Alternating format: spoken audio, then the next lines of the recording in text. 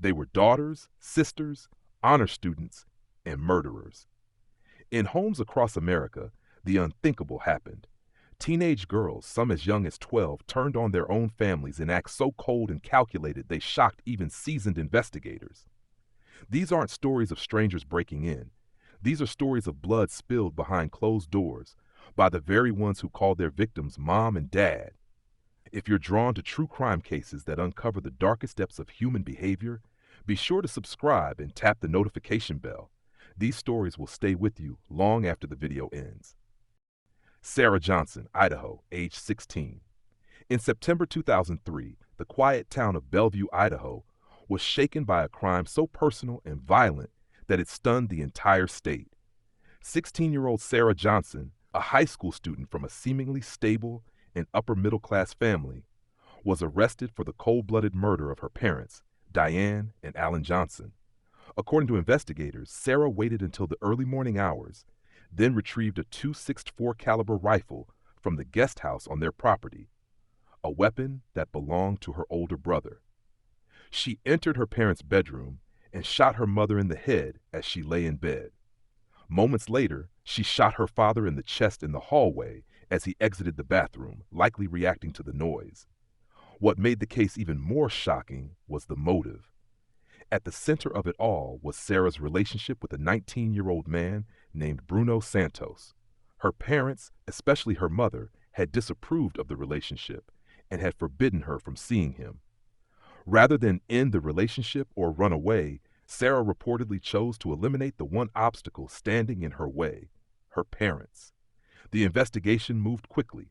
Police discovered the murder weapon wrapped in a bathrobe and hidden in the family's outdoor garbage can. Alongside it were a pair of latex gloves and Sarah's pink bathrobe, both stained with gunshot residue. DNA and ballistic evidence tied the weapon to the killings, and the gloves and robe placed Sarah at the scene. Her explanations and timeline didn't match the evidence, and when she failed a polygraph test, suspicion turned into certainty. At trial, Sarah remained calm and composed, even when confronted with gruesome photos of her parents' bodies. Prosecutors painted her as manipulative, calculating, and devoid of remorse. The defense attempted to argue that someone else may have committed the crime, but jurors were unconvinced. In 2005, Sarah Johnson was convicted on 2 counts of first-degree murder. She was sentenced to 2 life sentences without the possibility of parole. The case remains one of the most disturbing examples of familial homicide committed by a minor in U.S. history. Even years later, Sarah has maintained her innocence, but every attempt to appeal the conviction has failed. Her composure in court, contrasted with the brutality of the crime, left a lasting impression on both jurors and the public. Tia Skinner, Michigan, age 17. In November 2010, the small town of Yale, Michigan, was horrified by a brutal and deeply personal crime. 17-year-old Tia Skinner, an honor student and high school cheerleader, orchestrated the stabbing of her own parents in their home late at night. The plan had been carefully constructed. Tia left the back door unlocked, allowing her 2 teenage male friends, Jonathan Kurtz and James Preston, to enter. Armed with knives, the boys crept into the house with a single purpose: to kill Paul and Mara Skinner. Paul Skinner, Tia's stepfather who had raised her since she was a baby, was attacked first. He sustained multiple stab wounds and died trying to fight off his attackers. Mara, Tia's mother, was also stabbed repeatedly, but managed to survive the assault. Despite her injuries, she was able to crawl to a phone and call 911, gasping out the names of her daughter's friends as the assailants. The motive, prosecutors revealed, was chilling in its simplicity. Tia was angry. Her parents had forbidden her from seeing her boyfriend, deeming the relationship inappropriate and distracting.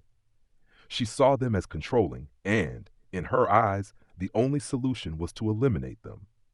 Investigators later learned that Tia had expressed her hatred for her parents in writing, including in letters where she fantasized about running away with her boyfriend or killing to be with him. When police arrived, they found Tia upstairs in her room, wearing headphones and listening to music, feigning ignorance about the attack taking place just a few feet away. But her role soon unraveled. The attackers were arrested within hours, and both confessed that Tia had recruited them. They told detectives that she wanted her parents dead so she could be free to live life on her own terms. Text messages, notes, and social media exchanges confirmed the conspiracy. The evidence was overwhelming. Tia was charged with first-degree murder and attempted murder. At her trial in 2012, she showed little emotion, even as her surviving mother testified against her, detailing the horror of the attack and the betrayal she felt. The jury found her guilty on all counts. She was sentenced to life in prison without the possibility of parole. What made the crime especially disturbing was not just the violence or the betrayal, but Tia's detachment. While her parents were being stabbed, she calmly listened to music in her bedroom, ignoring the screams and bloodshed.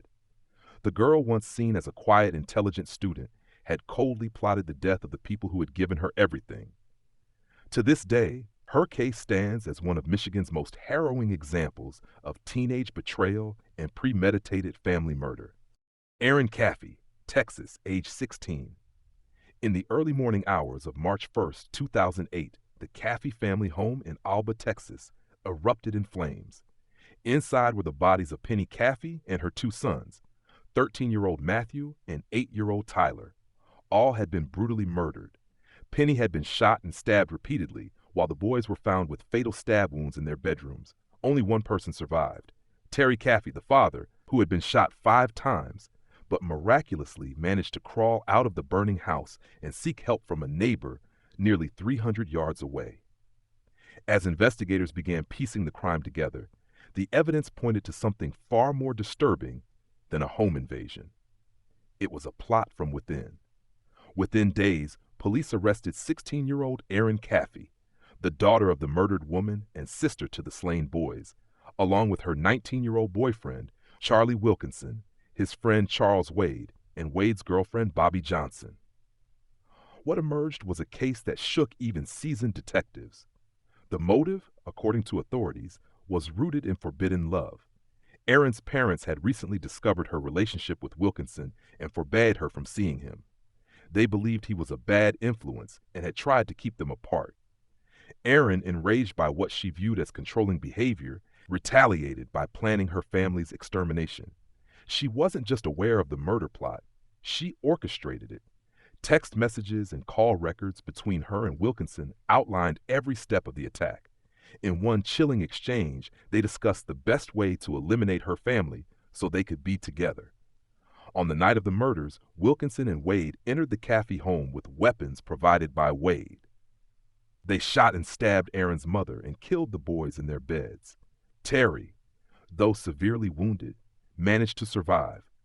After the murders, they set the house on fire in an attempt to destroy evidence. Erin waited in a car down the road with Johnson during the massacre. At trial, Erin's attorneys argued she never expected anyone to go through with the plan. But prosecutors presented overwhelming evidence that she was not only aware, she was in control.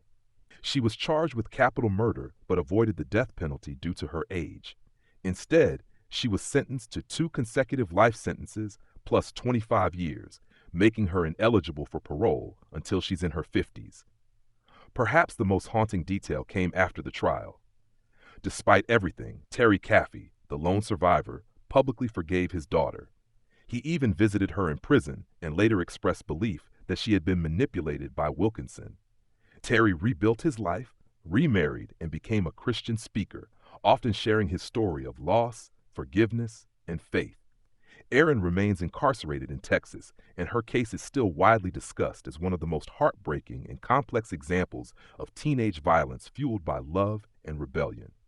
Rachel Hudson, Oklahoma, age 16.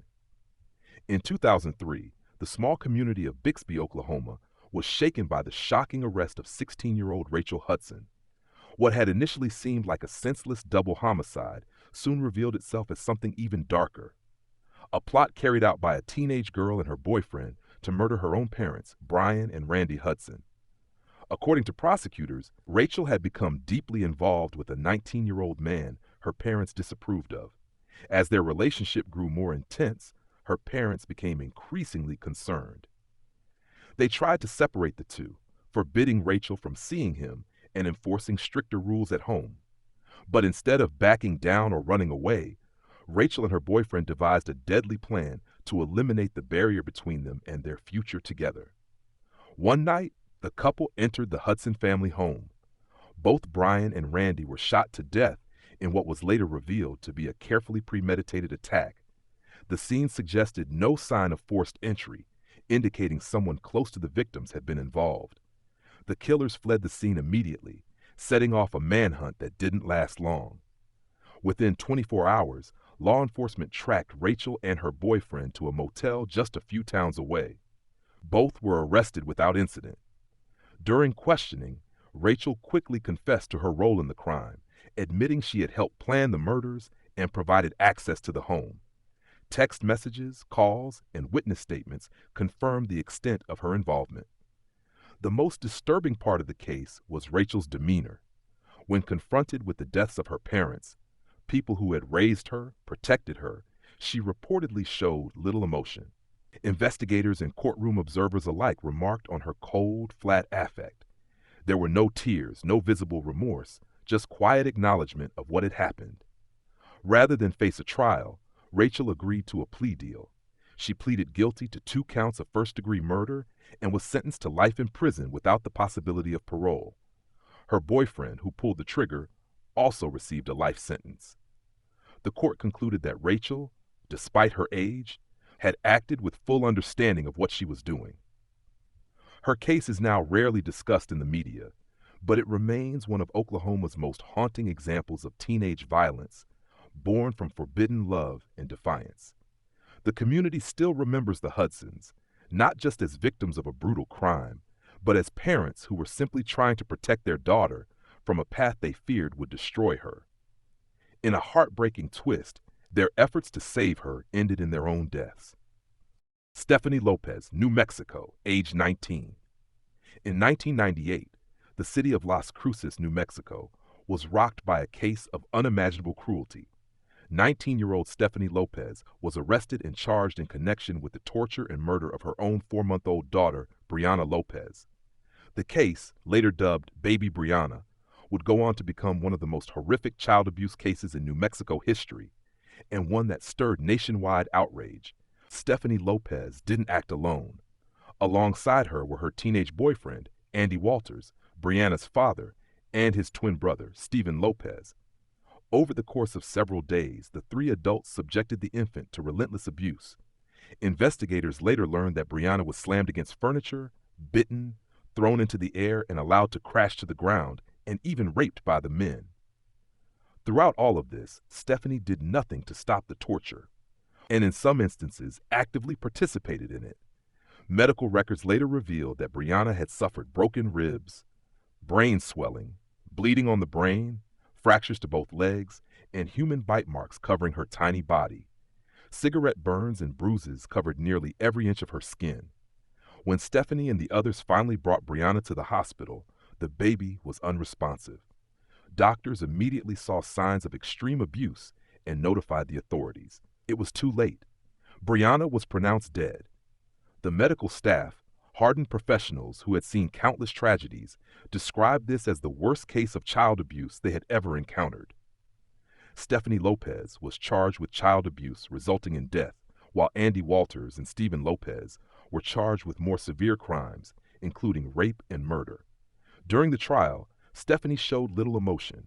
She denied involvement in the sexual abuse, but admitted she knew it was happening. Her inaction and negligence, combined with the overwhelming evidence, left the jury with no sympathy. She was sentenced to 27 years in prison. However, under New Mexico law at the time, she was eligible for early release after serving only half her sentence with good behavior. In 2016, Stephanie Lopez was quietly released after just 13 years, a decision that sparked an outcry from the community and across the state. Citizens demanded justice for Brianna, arguing that her mother should never have walked free after what she allowed to happen. The outrage was so widespread that a law was eventually proposed and passed in Brianna's name, the Baby Brianna Law, which increased sentencing guidelines and made parole far more difficult for those convicted of similar crimes. Today, Stephanie Lopez lives under a new identity, far from the public eye, But the memory of her daughter and the brutality of her actions remain fresh for many. Baby Brianna's tiny grave is often visited by strangers, people who never met her, but who mourn what was done to her by the very person who should have protected her most. These girls were not from hardened criminal backgrounds. They were daughters who made deadly decisions in moments of rebellion, obsession, or rage. Their actions destroyed entire families and left behind haunting legacies of betrayal. Which case shocked you the most? Drop your thoughts in the comments. And if you believe these stories need to be heard, hit like, subscribe, and share this video with fellow true crime fans. Thanks for watching. Stay alert, stay informed, and remember, sometimes the most dangerous people live right at home.